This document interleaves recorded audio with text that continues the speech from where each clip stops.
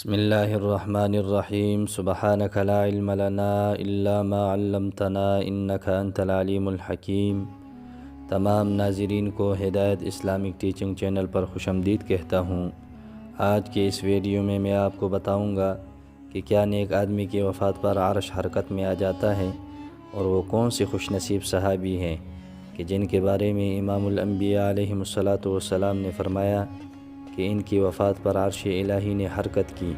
اگر آپ ہمارے اس چینل پر نئے ہیں تو ضرور اس کو سبسکرائب کریں اور گھنٹی کے بٹن کو ضرور دبائیں۔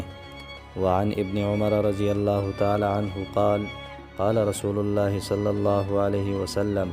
حضرت عبداللہ بن عمر رضی اللہ تعالی عنہ سے روایت ہے، وہ فرماتے ہیں کہ امام الانبیاء علیہ الصلاۃ نے ارشاد فرمایا کہ سعد بن معاذ رضی اللہ تعالی عنہ وہ شخصیت ہے، ھذا الذی تحرک لہ العرش، کہ جن کے لیے عرش الہی نے حرکت کی، یعنی جب ان کی پاکیزہ روح آسمان پر پہنچی تو اہل عرش نے خوشی اور مسرت کا اظہار کیا۔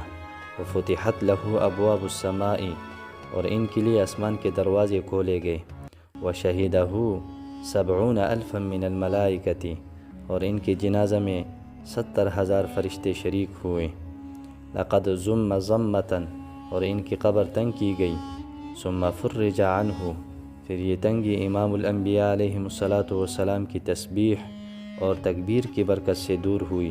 رواہ النسائی، اس حدیث کو امام نسائی رحمہ اللہ نے روایت کیا ہے۔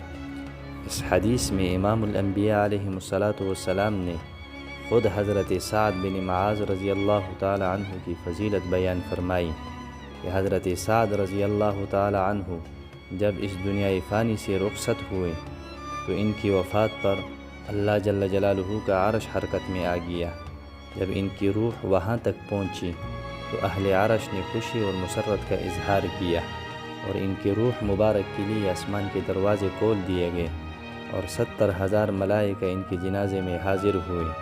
تمام محدثین اور شارحین نے لکھا ہے کہ یہ تعداد تعیین اور تحدید کے لیے نہیں ہے، بلکہ اظہار تکثیر کے لیے ہے۔ اللہ جل جلالہ ہم سب کو اعمال صالحہ اور اعمال حسنہ کرنے کی توفیق عطا فرمائے، اور اعمال سیئہ اور اعمال بد سے اللہ جل جلالہ ہم سب کی حفاظت فرمائے۔